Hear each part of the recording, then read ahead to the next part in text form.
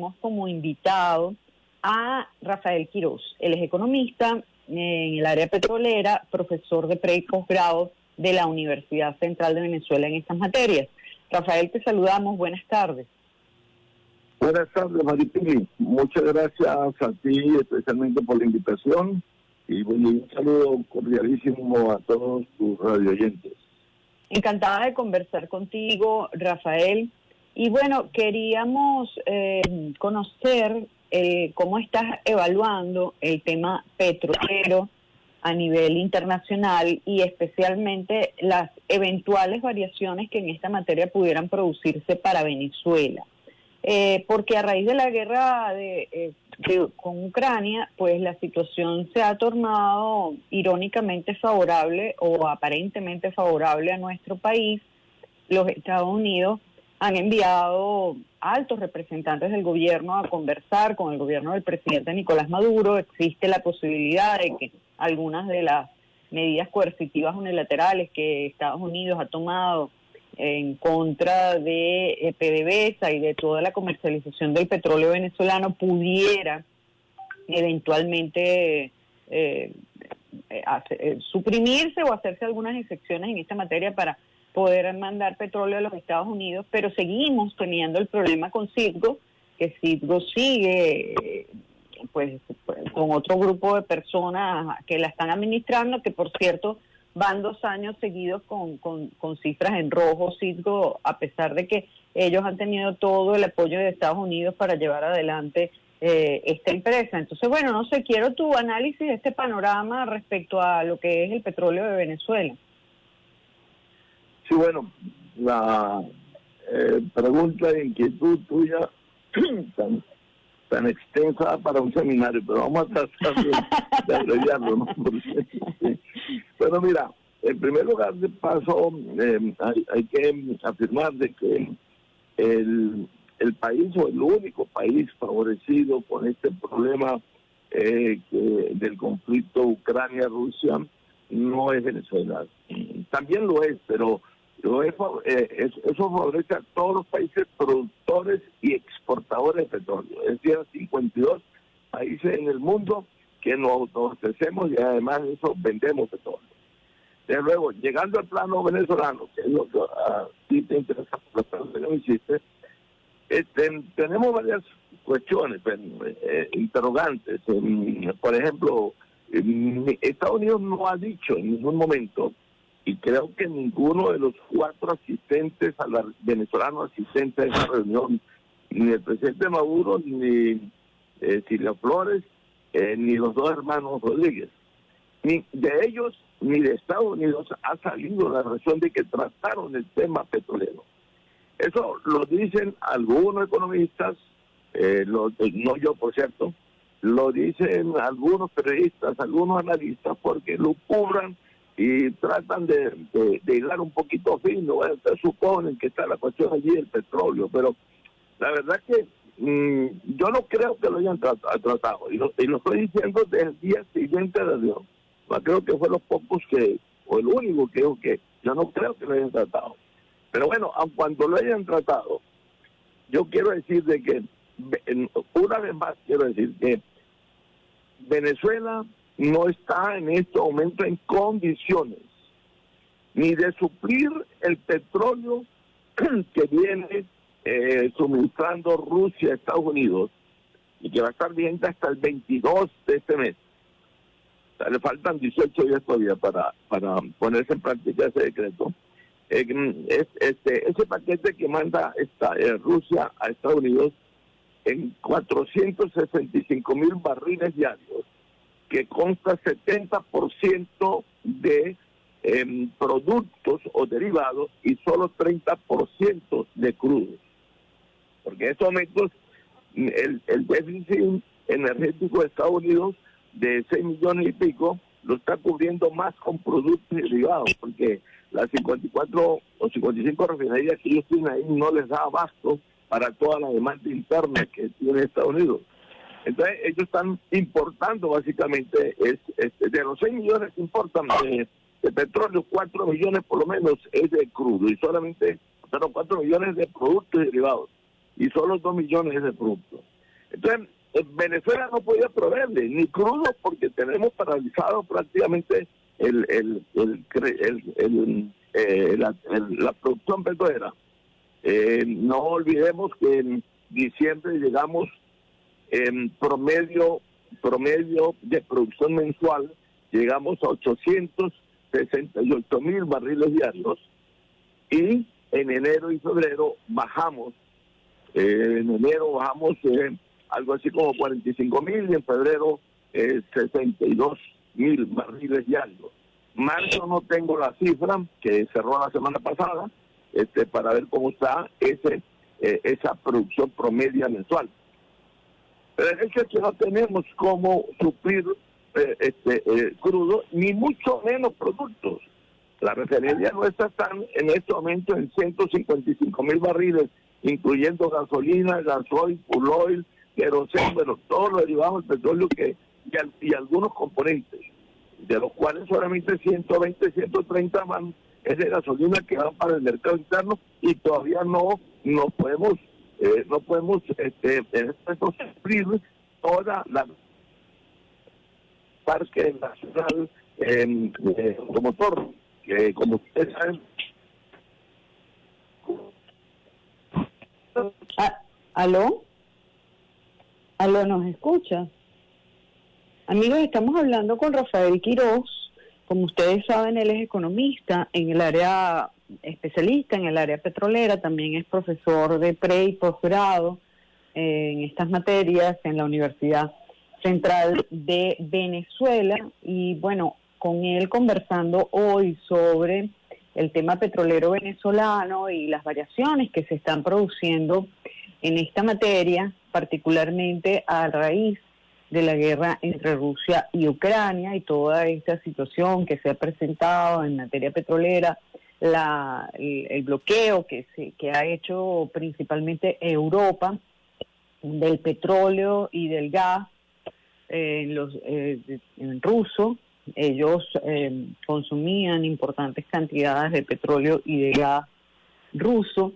Y bueno, cómo de alguna forma esto vendría a tener influencia en el caso venezolano y en lo que es la comercialización del petróleo venezolano. También hay otro tema que, bueno, le preguntamos a Rafael Quiroz, todavía no nos ha mencionado sobre esa materia, pero bueno, espero que hablemos también, que es la actual situación de la empresa Citgo, que como ustedes saben es una empresa venezolana, pero que tiene su sede en Estados Unidos y que, bueno, fue secuestrada a raíz de los hechos del año 2019 por este grupo que se autoproclamó en la presidencia de la República y hasta ahora sigue en manos de ese sector.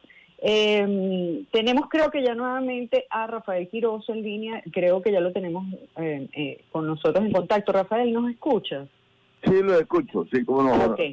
Ok, te estábamos escuchando tu análisis sobre la influencia, el tema de hasta qué punto Venezuela podría aumentar su producción petrolera y eventualmente suplir parte de lo que ha dejado de suplir a Estados Unidos y a Europa el petróleo de Rusia. Sí, no sé en qué parte me quedé, cuando se cayó la conversación, no sé en qué parte quedé, pero creo que estaba diciendo que nosotros no estábamos en capacidad de suplir ni crudos a Estados Unidos, ni productos mucho menos, porque nuestra capacidad de refinación está caída y de la capacidad instalada de refinación de nuestro parque refinador se ubica en 1.300.000 barriles, pero escasamente podemos o estamos refinando 150,000, lo cual no nos sirve todavía para autoabastecernos totalmente. Entonces, bueno, que por tales condiciones no estamos en capacidad, repito, de suministrarle a Estados Unidos. Pero que tampoco Estados Unidos necesitaba el petróleo nuestro. Esos son 465,000 barriles que fácilmente los norteamericanos pueden conseguirlo con su principal proveedor, que es Canadá, con su segundo proveedor, que es México. Ya con ellos dos perfectamente puede sustituir ese paquete de crudo o de petróleo que está recibiendo todavía en estos momentos de Rusia. Entonces, y Rusia por su parte, esos barriles puede perfectamente reenviarlos, redireccionarlos hacia China y la India, si quisiera. Yo estoy seguro que la China tiene capacidad de compra, por supuesto, para eso y para más todavía. Ahora, ¿qué va a pasar con las sanciones que le han aplicado a Rusia en tanto en cuanto eso puede afectar, por supuesto, su producción petrolera y por consiguiente su aporte a la oferta? Es decir, barriles que van directamente al mercado petrolero y que estamos hablando de 7 millones de barriles que en estos momentos exporta Rusia. Y entonces, bueno, es ahí donde veo lo peligroso de que esto pudiera no solamente prolongarse, sino catapultarse en términos de carencia de oferta petrolera y en términos de precios, sobre todo, tanto para la gasolina como para el petróleo, bueno, y todos sus derivados. Ya. Y con respecto a la situación actual de Citgo, ¿qué nos puedes decir? Bueno, la situación actual de Citgo es la misma de hace 2 o 3 años, cuando se tomaron las medidas contra la industria petrolera nacional y muy particularmente contra PDVSA. Las cuentas de Citgo, activos financieros, estamos hablando, es decir, depósitos y activos de ellos en banca, entiendo que eso está congelado. Eso está congelado en el mismo decreto, si lo leemos, nos damos cuenta de que dichas cuentas bancarias están congeladas. Ahí no se puede ni depositar ni sacar absolutamente nada de allí. Ahora bien, eso no compromete, por supuesto, la administración de Citgo y la factura petrolera que se cobre en estos momentos o durante el tiempo, tanto en refinación de productos y comercialización de los mismos. Eso es otra cosa, por supuesto, porque ahí sí puede, ahí sí hay capacidad de maniobra, digo yo, pues, operatividad de Citgo. Yo no estoy al tanto de los libros generales o de las cuentas de fin de año que haya arrojado Citgo, porque la verdad que no las han mostrado. Y en cuanto a la capacidad de refinación, entiendo yo que se mantiene. Lamentablemente las medidas contra PDVSA, y valga decir, por supuesto, contra Citgo, en tanto en cuanto Citgo es una filial de PDVSA, no importa que sea empresa norteamericana, como en efecto lo es, pero está compuesta con capital venezolano. Pues. Bueno, yo lamento que, por supuesto, esas medidas establecidas contra PDVSA hayan abarcado también Citgo. Aquí donde yo digo que se ha perjudicado las sanciones, no tanto como como intenta magnificarla el gobierno, pero sí ha afectado. Porque si no hubiese afectado, oye, con Citgo nosotros hubiéramos resuelto el problema de abastecer el mercado doméstico, porque solamente con 600,000 barriles, menos todavía, yo creo que con 400,000 barriles que nos enviaran acá, de nuestra misma empresa, en cuanto a todos los combustibles y todos los derivados que se necesitan, estoy hablando de componentes de la refinación, como alquilato, metilterbutil, tetratilo de plomo, nafta catalítica, etcétera, querosén, por supuesto, full oil, jet fuel, gasolina. Con eso nosotros no estuviéramos pasando absolutamente ni padeciendo las cosas que todavía estamos padeciendo, muchísimo menos en la capital como antes, y mucho todavía en el interior. Pero sin duda alguna que eso es culpa y son los efectos secundarios y cuidados y primarios de las sanciones establecidas unilateralmente en forma, yo diría yo, hasta irracional, en cuanto a la industria petrolera nuestra, ¿no? Ya. En ese sentido, ¿Cómo tú evalúas el futuro petrolero con estos escenarios que acabas de analizar? ¿Cómo evalúas el futuro petrolero venezolano? Opa. Bueno, lo examino con mucha prudencia, ¿no? Y con unas pinzas en forma muy delicada, tomando por acá el payabo, tal cual variable y tal cual elemento. Yo creo que la producción petrolera venezolana puede seguirse rescatando. No olvidemos que hasta diciembre, 18 meses ininterrumpidamente estuvo levantándose la producción petrolera. Moderadamente, por supuesto, en forma muy limitada, si se quiere, pero bueno, pero estuvo levantándose, ya eso en sí es un hecho positivo. Y eso ocurrió, por cierto, yo no lo estoy ofendiendo para nada, y mucho menos, pero eso ocurrió apenas entró Asdrúbal Chávez a la presidencia PDVSA. Asdrúbal Chávez tiene 39 años, es químico petrolero y ha hecho incluso posgrados, no solamente en técnica petrolera, sino en economía petrolera. Entonces, y él conoce bien perfectamente las refinerías, él ha operado 4, ha sido director en 4, jefe. Bueno, eso logró levantarse porque Quevedo malamente la dejó en 345,000 barriles diarios. Y en esos 18 meses, o sea, 2 años, logró levantarla a 855.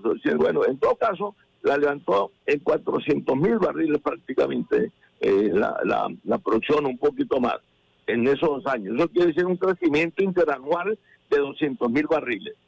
Yo en ese crecimiento interanual que ha impuesto Asdrúbal positiva y favorablemente, y le aplaudo eso, yo en ese crecimiento interanual creo. Es decir, yo ya creo que de aquí a diciembre, si PDVSA hace esfuerzo propio, etcétera, podríamos levantar la producción entre 200 y máximo 300,000 barriles. Es decir, para colocar nuestra producción total en 1,000,000 de barriles. Pero nunca en 2 millones como lo propone el presidente Maduro y el ministro Tareca el examen. Ahí se ve que porque o tú eres bien, tan categórico, o bien no conocen de petróleo o bien exageran mucho su demagogia petrolera. Pero porque tú eres tan categórico que dices que nunca se podrá hacer eso cuando Venezuela producía 3 millones. Porque nunca se va a poder hacer eso. No, yo no digo que nunca se podrá hacer. Ojo. Me responsabilizo por lo que digo, no por lo que la gente entiende o cree entender.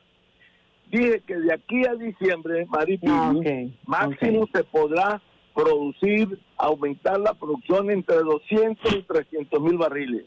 O sea, llegar a 1,000,000, pero nunca, repito, nunca, y eso sí grave, pero jamás, de los jamases, podrá aumentarse de aquí a diciembre en 2 millones de dólares. Ese crecimiento interanual no lo tiene ninguna empresa ni ningún país en el mundo, en toda la historia del petróleo. Un crecimiento interanual, escasamente llegó a ese crecimiento interanual de producción en Arabia Saudita y Estados Unidos. Ok, pero fíjate una cosa, una pregunta que te iba a hacer, tratando de poner las cosas en contexto. La caída, la reducción y la caída de la producción petrolera en Venezuela se lleva a cabo o sucedió a raíz de una serie de malas decisiones tomadas dentro de la industria, y después esto se vio reforzado con estas medidas coercitivas unilaterales que Estados Unidos puso a todo el tema petrolero venezolano.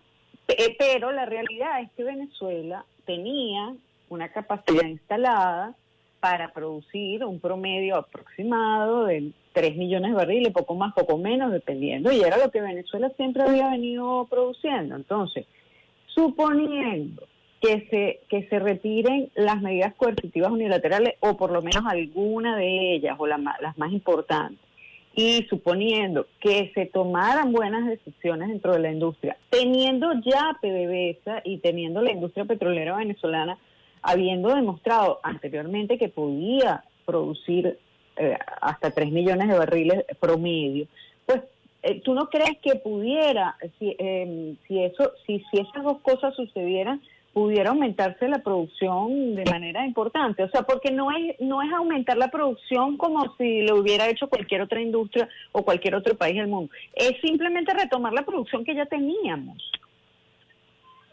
No, es diferente dejar caer en producción petrolera un barril que aumentarlo en un barril. Tú puedes hacer caer la producción en 5 barriles, pero luego para poder recuperar esos 5 barriles después no le cuesta el mismo tiempo con que dejó caerla. Claro.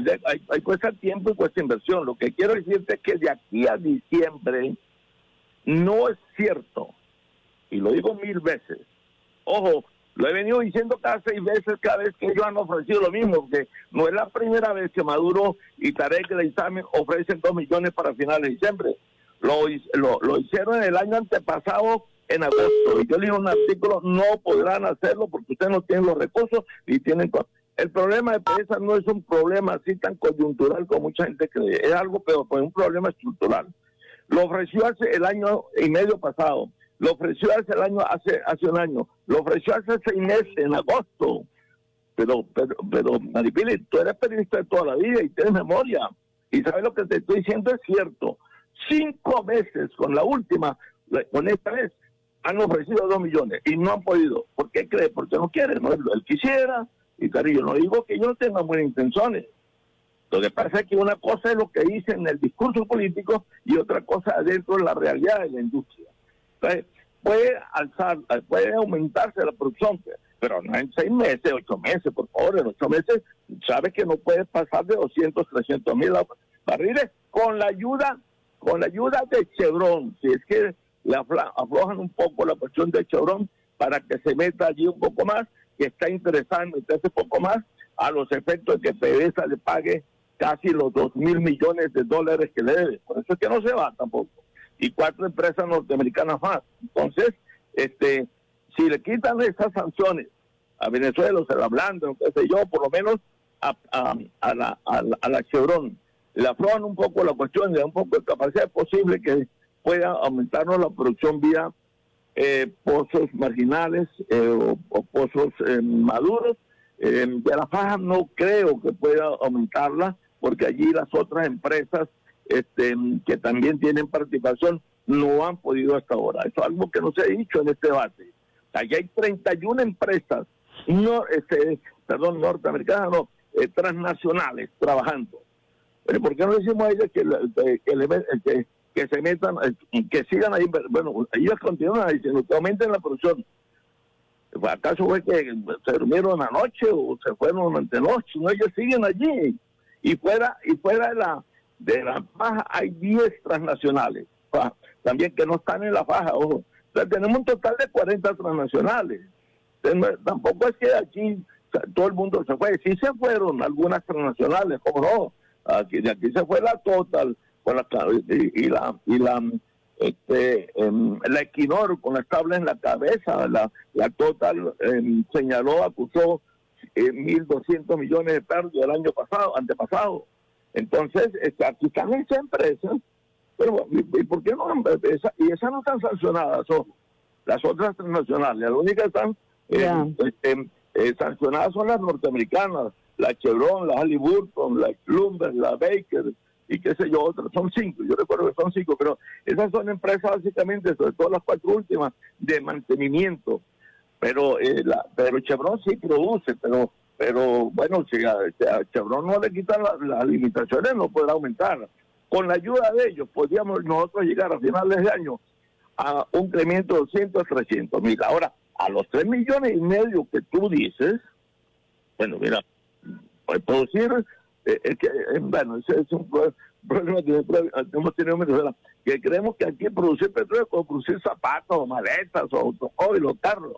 Para la reconstrucción de PDVSA y recuperar esa producción a 3,5 millones, 3,200,000, 3,500,000, requerimos no menos de 8 años y no menos de una inversión que no se baja de $200,000 millones. Bueno, yo lo he dicho 80 veces y a mí no me ha contradicho para nada, ni el ministro, ni nadie PDVSA, porque el problema de esas cifras las tengo de eso también, de PDVSA. Ni ningún experto petrolero tampoco. No porque yo sea poseedor absoluto de la verdad, sino que ellos que conocen de petróleo también no me han refutado. Hoy en el artículo que publico, que se llama Ucrania-Rusia, el título es, el reacomodo del mercado petrolero internacional, lo mandé por todas las redes hoy en día, y entonces, yo afirmo esto y ratifico cada una de esas cosas que he dicho y otras que no he dicho en este programa, pero sí también a los efectos públicos. Rafael, te agradezco mucho que hayas estado con nosotros y que nos hayas brindado tu análisis de este tema tan importante. Muchas gracias. Gracias a usted, Maripili, muy amable de tu parte y muy gentil. Bien. Gracias, amigo Rafael Quiroz, economista petrolero, profesor de la Universidad Central de Venezuela, con quien conversábamos. Hacemos una pausa, ya venimos.